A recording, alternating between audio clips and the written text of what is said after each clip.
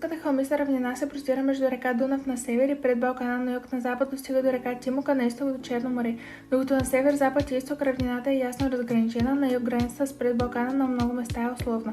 Дунавската равнина заема площ 31 500 квадратни километра, дължината й от река Тимок до Черно море е 500 км, широчината й от 20 до 25 км в западната част до 120 км в Лудогорието и Добруджа. Най-високата й точка е връх Александров или Лявското плато, 517 метра. Средната надморска височина е 178 метра, като нараства от запад на изток и от север на юг. От запад на изток крайбрежните низини се редуват с речни долини, хълмове и плата. Чрез Добруджа на североизток се свързва и източноевропейската равнина. Тя се простира между територията на 13 български области. Въз основа на морфо-хидрографски различия Дунавската равнина се поделя на три части: западна от река Тимок до река Вит, средна от река Вит до Янтра и източна от Янтра до Черно море. Западната Дунавска равнина има равнинно-платовиден релеф, наклон север-североизток, на където текат и главните реки Вит, Лом, Сибрица и Огост.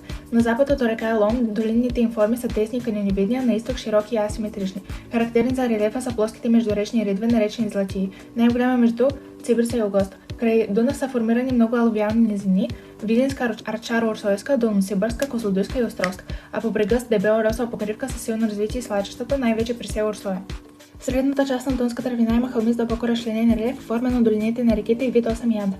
На запад долината на река Вит е асиметрична, на изток следват Плевенските височини, Павликенските възвишени, канионевидните долини на Тученица и Чернелка. Пейзажът се допълва широки меандрични и речни долини и 14 безалатови могили между село Драгомирово и град Сухиндол. Край река Дунав се простират крайбрежни алувиални низини, сред които най-просторни са Свищовско-Беленската и Чернополската. Източната част на Дунавската равнина се отличава с разнообразно платновидно хълмист релеф и най-голямата надморска височина Шуменското плато, 502 метра. На север се простират Лудогорското и Добруджанското плато, където поради клировиковите скали е силно развит карстов релеф с характерни суходоля, в които реките губят оттока си и текат подземно към Дунав. На запад река Русински лом оформя живописни каньони, дълбоки до 120 метра. По Дунавски и Черноморския бряг има големи свлачища от крайбрежните низини, най-обширни са Брашлянската и Попино-Гарманската. Дунавската равнина е част от Мизийската плоча и има платформен произход, като е изградена главно с едиметни скали, боровици, пясъчници и глини, натрупани през Мезозоя и Терциера. Върху тази основа по-късно се натрупва дебела льосова покривка, донесена от ветровете, която е една от най-характерните й особености. Дебелината на льосовата покривка се изменя от 40-60 до 100 метра. Формирането на релефа е резултат както от вътрешни тектонски процеси, така и от външни сили, като изветряване, ерозия и натрупване на наноси от реките, особено по поречието на Дунав. Полезните изкопаеми в Дунавската равнина са свързани с нейния скален строеж и развитието й като платформена структура. Тук са създадени условия за образуване предимно на седиментен тип полезни изкопаеми, горива и нерудни изкопаеми. Разкрити са големи запаси на гипс, видинско и оряховско, каолин, русинско, разградско, камена сол, провадиско, огнеупорни глини, плевенско. Дунавската равнина е богата на варовици и кварцови пясъци.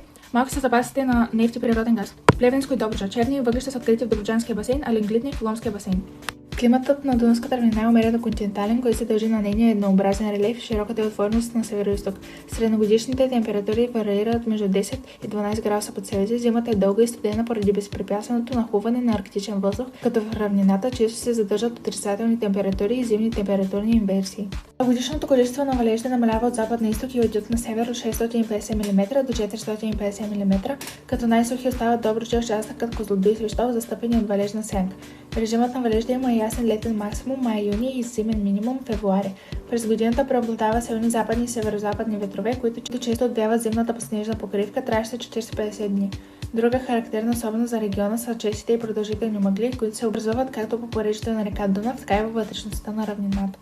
Водите на Дунавската равнина съчетават голямо богатство на подземни води с ниска повърхностна водоносност.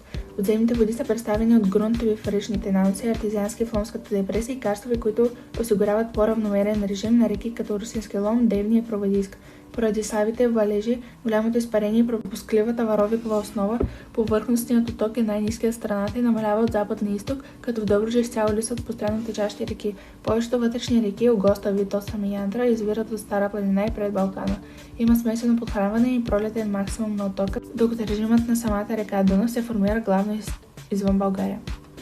Почвите, растителността и животинския свят на Дунавската равнина са формирани под влиянието на умерено континенталния климат и льосовата основа.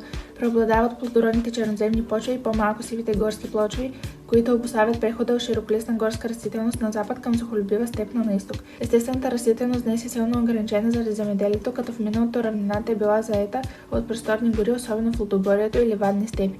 Днес естествената растителност е запазена в Дунавските острови и неизползваните за земеделие части от крайбрежните низини, където нивото на подземните води е високо. В състава на тези гори влизат главно влаголюбиви видове върба и тополо. Дървесните видове най-разпространени са видовете дъб, цер и по-малко благун, бряст, габър, липа, леска и други. От степните видове най-разпространени са степните треви, като светлината, коилото, каргана, перунката и други.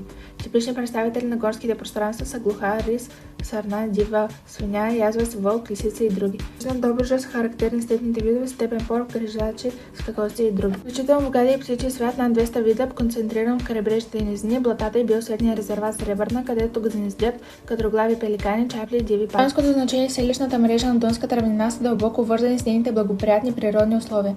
Равнинният релеф, умерено континенталния климат и плодородните черноземи определя специализацията в зърнопроизводството, зеленчукопроизводството и лозарството, които подхранват силно развитото животновъдство, говедовъдство, овцевъдство, свиневъдство, птицевъдство, пчеларство и хранително-вкусовата промишленост. Наличните полезни изкопаеми осигуряват суровина за химическата, стъкларската и цементовата индустрия, докато река Дунав служи като евтин воден път, източник за напояване и енергетика. Тези дадености са позволили заселването на региона още от древността. Тук са възникнали селища, крепости и градове край Русе, Видин, Никопол, Силистра, Плевен, Разград, Плиска, Преслав и други. Днес селищната мрежа се състои от големи села с обширни землища и просторни градове. Равнината разполага и с значими туристически ресурси, сред които са биосферния резерват Сребърна, пещерата Орлова чука, Крушунските водопади, Дунавските острови, природен парк Русенски лом и пещерата Саева дупка.